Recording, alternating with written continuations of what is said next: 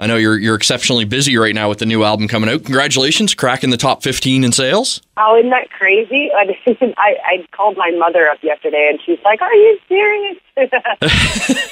Well, it is. I don't find it crazy because you guys have done such a great job from the first album to now in building a really huge fan base. Oh, you know what? I've been telling people a lot lately. You know, it takes a village, and you know, considering, you know, our amazing team and just I mean, for heaven's sake, it's the people out there that are buying it, so and that are you know, helping with the word of mouth and everything. So, you know, our triumph essentially is their triumph too, you know. And speaking of the new album, The Strange Case of, there's a much more like dynamic sound on this album than the first. Did that just come from having a little bit of a higher confidence level in the studio? I definitely think so. We were much more comfortable this time. You know, we went back with the same team in order to, you know, benefit from that being comfortable, you know, and so not only were we going, you know, back in the studio for the second time after going through making the first record, but we also went back, you know, to the same team that did the first record. So, you know, basically in hopes that it would be a natural progression forward. And what ended up happening was just, you know, kind of the floodgates opened. It was kind of a creative purging because we had been on the road for so long. You know, we had like bits and pieces of songs here and there, and we had a few completed, and we literally got off the road, had 24 hours to pack, and then went right to LA, started recording, you know, and it was just a complete mess. But in a good way, you know, it's like just all these things started kind of floating to the surface, and we ended up writing some of the most aggressive songs we've ever written, and then halfway through kind of started writing some of the most personal, which ended up scaring myself and my guys. So, yeah, it ended up to be like this really crazy record with all of these different sides of us and all of these different, features on it that we didn't even think we were capable of, but we somehow ended up pulling off. And it does. It has a great flow to it. Like, you know, I was listening to it, and it's just, you know, you go from the first song, second song, it keeps building, and then you get into kind of a little bit of a ballad segment, and then it builds back up again. It's got a great flow to it. When you were putting the songs together, was that kind of the plan, or did you just kind of stumble across that?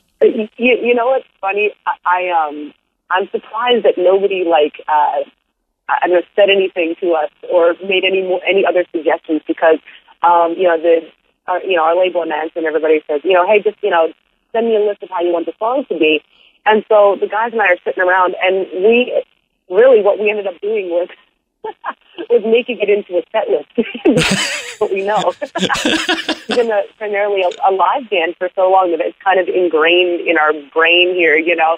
So every time we make up lists of songs, it's like, well, we would do that in a live show. And we weren't even really thinking about it. But now I realize that that's actually what ended up happening subconsciously as we made it into however we would play it live. And yeah, so far so good. I've gotten a lot of compliments as to how it flows. So I'm like, maybe we should do that more often then. And when you say that now, like, yeah, Here's to Us would be the perfect ender of a live show.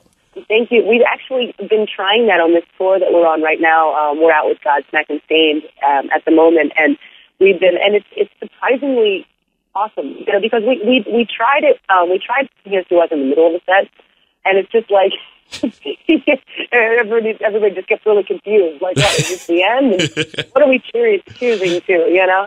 And and so we can't really go into anything after that. And so we've been doing that on this tour, and it's interesting. It's kind of like this mini encore, even though it's not really our show.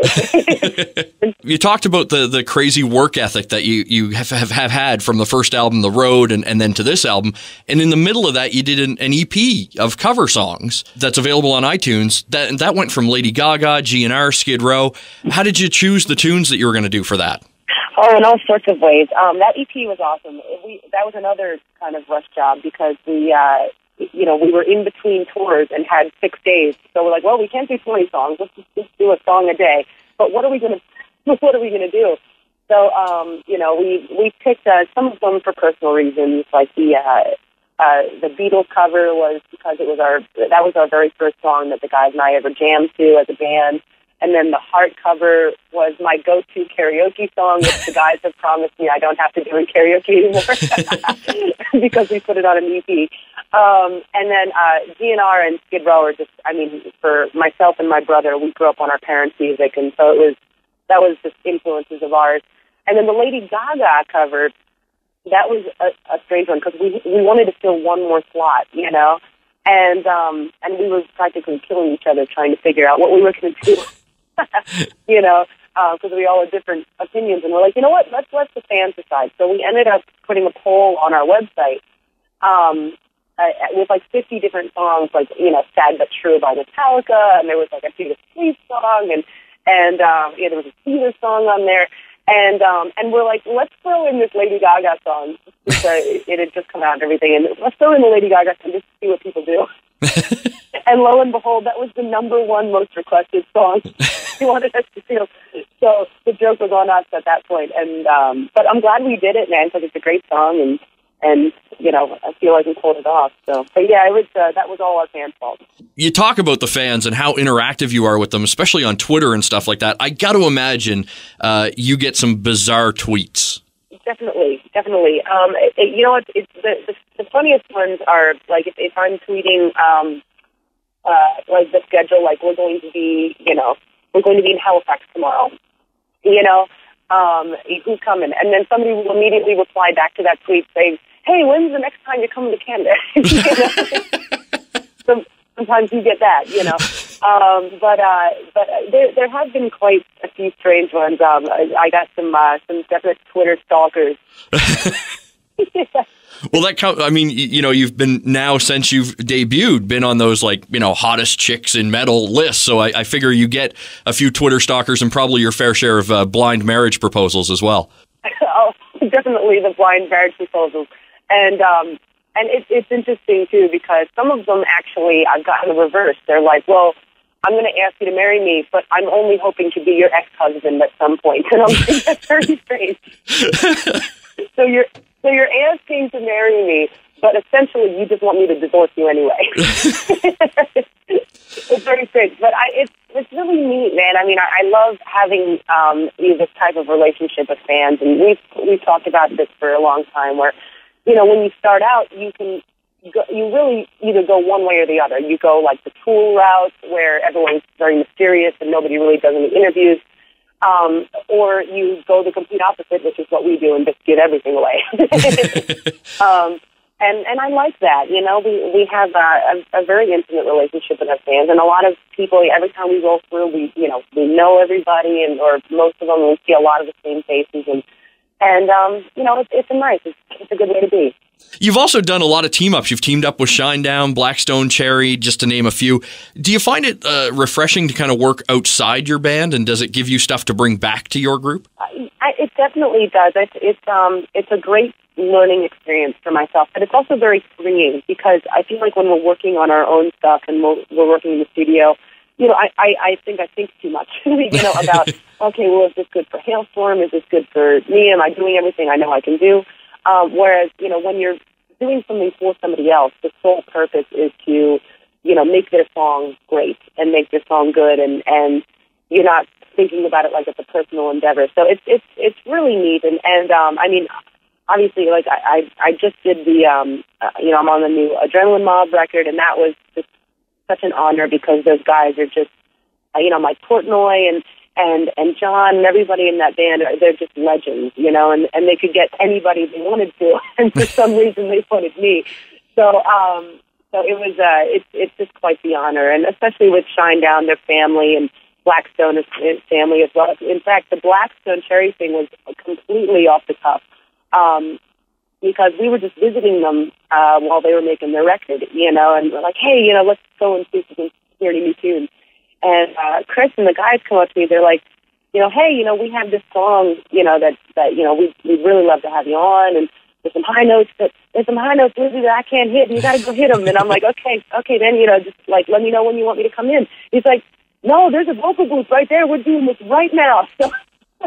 So we ended up, you know, learning it right on the spot and doing that, and it's a lot of fun. It really is. That's awesome. And working with those bands, and then you've been on the road so much, you've played with so many kind of legendary bands from like Shinedown to Megadeth.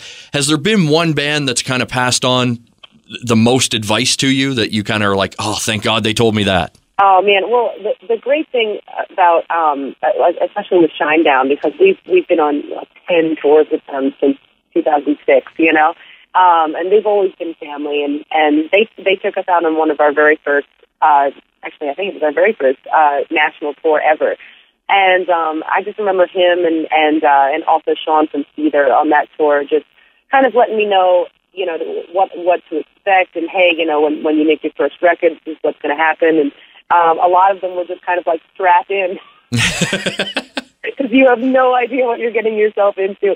And I'm like, oh, I'm fine. I can do everything. And then, you get to these shows where it's like 10 shows in a row. And I'm like, oh my God, what did I do? What you wish for. But, you know what? Some of the best advice though, came from some of, I've been very blessed to have met some of my idols thus far, and I got to talk to Pat Benatar and also Ronnie James Dio before he passed, and Ronnie had a lot of great advice as far as to interacting with fans, and because he was just the best at that. And Pat Benatar is funny. She told me, she says, this is fun time where you're at right now in your career. This is so much fun, and you're going to go through like a middle period where everything's going to be a little strange. You just got to push through it, because she says once you reach that other side and you're like an icon and you're sitting in your big house with your glass of wine, that's some good stuff right there. That's some good stuff. That's how to push through. But it's really cool. I feel like this almost like this little sister in rock right now, and there's, a lot of older brothers and older sisters that have gone through it before me. And I don't know, I feel very blessed to be able to get that kind of advice from these people, Yeah, and that's awesome that they're that like welcoming. And you haven't had any of the idols that you had growing up kind of let you down? There's always that saying of be wary of meeting your heroes. Yeah, not yet actually. I'm so far so good, but I always think about that. I'm like, oh, do I really want to meet them? Because I have such high hopes, but so far everyone's been absolutely so cool. I mean, Pat Benatar's 60 years old and she's still rocking it out. And Ronnie was amazing because it's just like Uncle Ronnie, and everyone's been awesome. I feel like if you've made it to the other side and now all of a sudden you're a legend, and if you're still touring, I feel like, you deserve to be there at that point, whereas I think that people, nobody likes a jerk. Nobody has time for jerks anymore. So I feel like if you're a jerk, you probably, you just stay in your big house in California and don't come out to meet anybody. Listening to some of the lyrics of your tunes, like on the new album, Mrs. Hyde, and then I Get Off, that's just to name a few. There's like a raw sexuality in there. So are you trying to tell us something about yourself? Definitely. Record, precisely, actually. This record, kind of a growing experience for me as well, whereas I feel like I was a lot freer talking about things that I think about anyway, but actually like exposing them and talking about them through song, and I don't know, it's freeing to show that other side of yourself. I think it was easier to hide behind the twist of phrase or the sexual innuendo on the last record, and so this record is just a lot more human, and yeah, instead of talking about I get off on me getting off on me and having it stop there, we're gonna open up the curtain and let you see what's really going on.